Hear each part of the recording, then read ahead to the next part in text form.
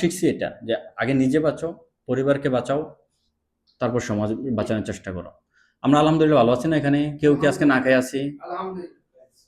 সবাই খাই আছি, এবং কেউ এখানে আবার এক কাপ চাও দিচ্ছে আবার খানার পরও, তাই না?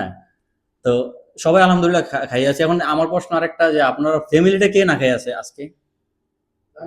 সবাই খাই আছে, সবাই আলহামদুলিল্লাহ খাই আছে।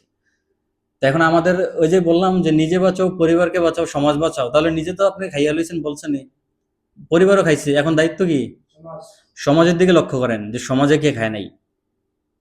আপনি আপনার সমাজ লক্ষ্য করেন, আমি আমার সমাজ লক্ষ্য করি। সমাজ সমাজ সব সমাজ মিলে একটা দেশ। তাহলে সবাই এখানে এখানে যারাই বসে রয়েছে কেউ এক সমাজের না।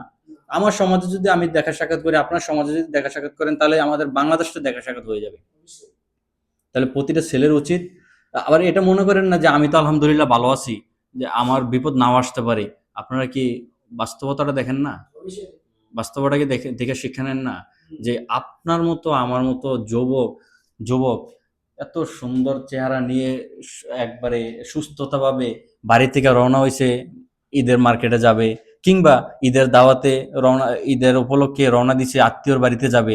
যাওয়ার পথে হঠাৎ করে জাহাজের এমন অ্যাক্সিডেন্ট হয়েছে যার অর্ধেক অংশ কেটে গেছে। যায় না? এরকম ঘটনা নেই? আপনারা কি ওইখান থেকে শিক্ষা নিতে পারেন না যে ঈদের উপলক্ষে দাওয়াত খাওয়ার জন্য একটা বাসে করে 50-60 জন যাত্রী যাইতেছে, হঠাৎ করে বাসটা নদীতে ডুবে গেছে, অধিকাংশ লোক মারা গেছে। তো ওদের পরিকল্পনা কি ছিল? হতে পারে ওদের পরিকল্পনা এরকম ছিল যে আমরা তো আলহামদুলিল্লাহ কোটি টাকার মালিক, লক্ষ টাকার মালিক, হতেও পারে এটা, আবার যে হবে গ্যারান্টি এমনটা না। তো আমরা শিক্ষার জন্য বলতেছি, হতে পারে ওদের ভিতরে 50 জনের ভিতরে কয়েকজন আছে এরকম যে আমরা কোটি টাকার মালিক, দরিদ্র দরিদ্র চিন্তা করবে, আমরা আমাদের চিন্তা করি। হতে পারে এরকম যে আমরা কখনোই দরিদ্র হব না, এরকমও হতে পারে। কিন্তু হঠাৎ করে অ্যাক্সিডেন্টটা হওয়ার পরে সব চলে গেছে, এবং কি সেও পৃথিবী থেকে চলে গেছে।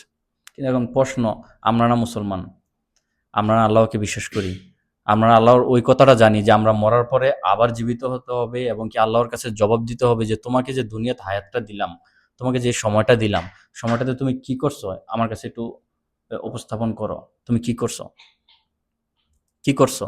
তখন আমরা কি জবাব দেব? আমরা কি করছি? কিছুই করি নাই। কে কি করছেন? কার কাছে কি জবাব আছে? যে নামাজ পড়ছি ৫ ওয়াক্ত, কয়টা নামাজ কবুল হয়েছে? কেউ গ্যারান্টি দিতে পারবো? গ্যারান্টি দিতে পারতো না। কিন্তু যখন আপনি আল্লাহর আদেশ মেনে কোন একটা মানুষের পাশে দাঁড়াবেন, অসহায়দের পাশে দাঁড়াবেন, এতিমদের পাশে দাঁড়াবেন, সমাজে মানুষ যদি আপনার গালিও দেয়, আপনার দেখার বিষয় না, ডোন্ট কেয়ার, দেখার বিষয় না কে কি বললো। আপনি আল্লাহর কথা, আল্লাহর আদেশ মেনে চলে আপনি ওর পাশে দাঁড়াইছেন, আপনার ১০০ টাকা ওর পিছনে নষ্ট করছেন, আপনি হয়তো নষ্ট করছেন ওর পিছনে, কিন্তু নিয়ত হচ্ছে আল্লাহকে খুশি করার জন্য। আপনি মরার পরে যখন আপনি কিয়ামত বিশ্বাস করছেন, কিয়ামতের দিন যখন আপনাকে প্রশ্ন করবে, আপনি বলতে পারবেন যে আল্লাহ তোমাকে খুশি করার জন্য আমার ১০০ টাকা, আমার ঘামের টাকাটা আমি তোমাকে খুশি করার জন্য আমি নষ্ট করছি।